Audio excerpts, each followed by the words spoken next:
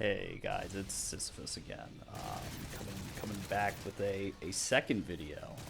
So appreciate it if you watched the first and are coming to this one, or just may have found it. So I got some plutonium Modern Warfare 3 on Nuketown going in the background for you. That'll probably change depending on how long this video is, but yeah, I wanted to take some time to sort of talk to you all about Bitcoin and then finance in general. So just like some background about me. Went to school, majored in economics, which was kind of a bullshit major and kind of not. The math portion was really useful and interesting, but you know they sort of keep it sparse when it comes to sort of the history of the U.S. dollar and sort of how we became to have it backed by fiat or nothing essentially versus having it backed by gold. So yeah, we can just dive into the history of that really quickly. So the for those that don't know, the U.S. dollar used to be backed by gold up until FDR, when he basically suspended the convertibility of the U.S. dollar into gold for U.S. citizens, and then confiscated or tried to confiscate the gold of American citizens. We'll get into that in more detail at a later point, but essentially FDR basically said if you have gold or gold coins, you have to sell it to the U.S. government for $34, I believe it was. And you know, if you look at the price of gold now, I believe it's 4,300 or something ridiculous. So they sort of got a bum deal out of that. But it's interesting because a lot of people cite that as when the U.S. went off the gold standard, but not really necessarily, in my opinion, because it was still convertible to gold for sort of foreign nations and users outside of the U.S. And this established basically a secondary market for dollars outside of the U.S., which were called super dollars or euro dollars, depending on which sort of monetary theorist you're listening to. But basically what that allowed is it sort of allowed the dollar to maintain relative peg to gold, because of course even if you can't convert it, someone else can convert it to gold. So what that does is basically on secondary markets the value of it won't slip too much, because even though you can't necessarily redeem it for gold, someone else can buy that dollar on the secondary market or dollars outside of the U.S. and then readily convert that to gold. But that changed with Nixon in the 70s, largely because the U.S. government was printing ridiculous amounts of money to fund sort of asinine wars all over the world. Specifically talking about Vietnam here. I know it's a little difficult to narrow which asinine war around the world we're funding at any given point. And yeah, that since then we've basically been in a free fall ever since then. And we can also we'll talk about the Fed in a different video and how it's basically just sort of legalized theft from anyone who saves denominated in dollars.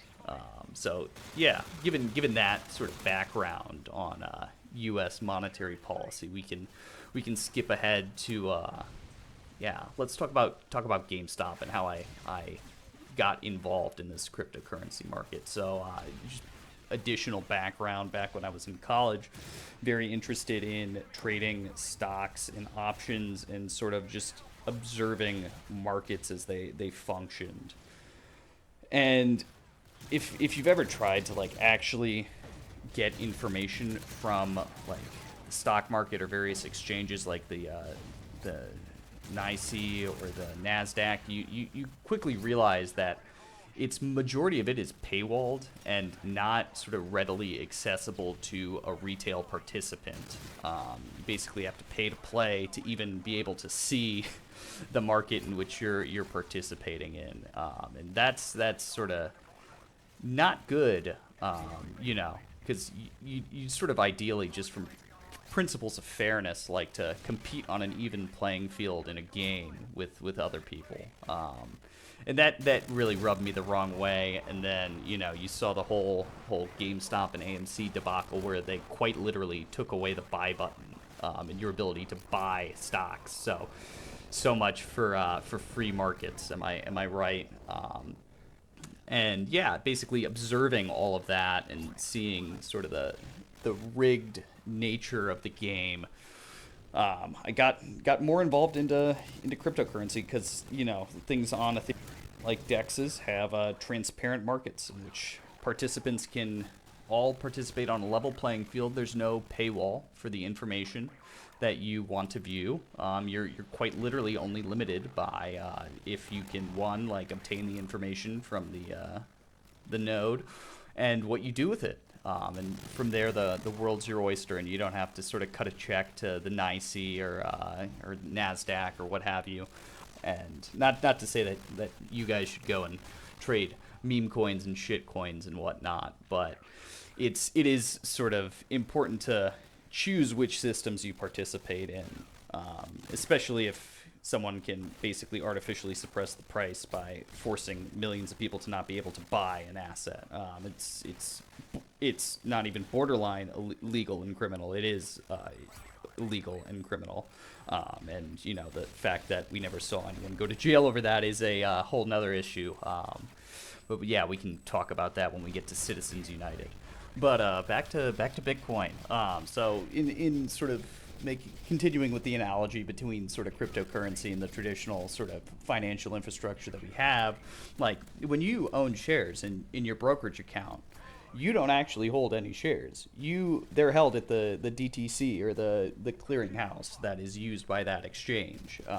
And you're sort of there's a trust we have shares somewhere, but you know, you don't physically own them. You don't get to see them. You don't get to see them in the sense of the actual certificate, and you certainly can't transfer them to someone outside the U.S. If you want to transfer them to anyone at all, you basically have to go to an intermediary, brokerage or the clearinghouse, and basically say, I want to transfer like one share of Palantir to my brother or cousin. They don't live in the U.S. It's a whole other thing, and basically it comes down to the issue of I can determine like freely dispose of the thing that I own.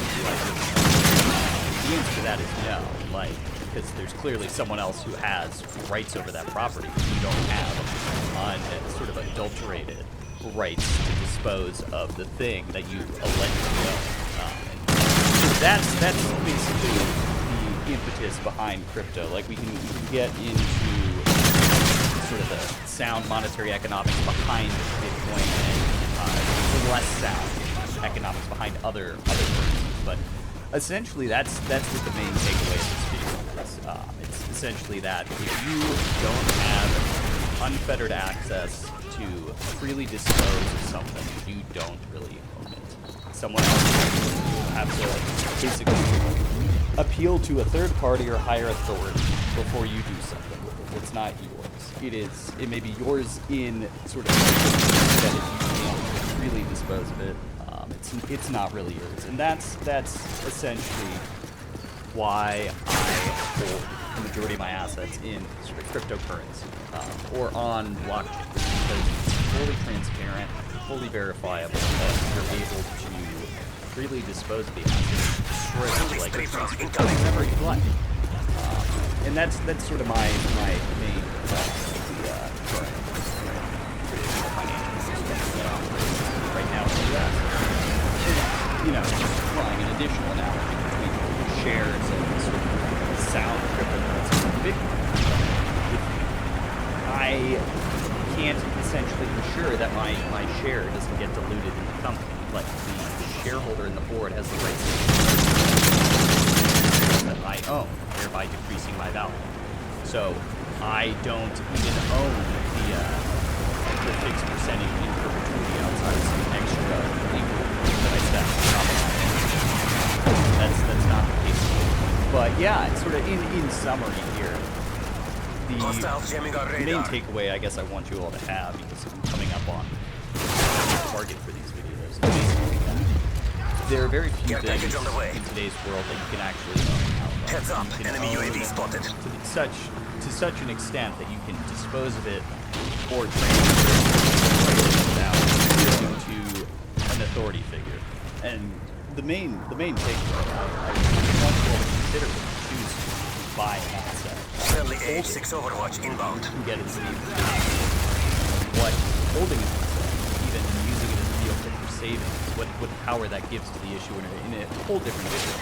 What I want you to consider before you go and, spend your finite labor and work your life away to acquire this asset is that, do you even really own it at the end of the day?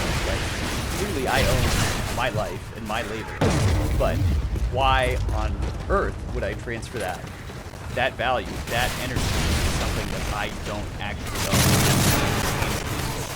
I have to appeal to some authority figure to even move is ridiculous. And with that, like, I'd like you all to consider going forward and when choosing which sort of assets to buy and what to do. This is probably the first of many videos I'm passionate about it, quite riled up. But yeah, I hope you enjoyed the in the background, and yeah, I'll see you guys in the next video. Sisyphus out.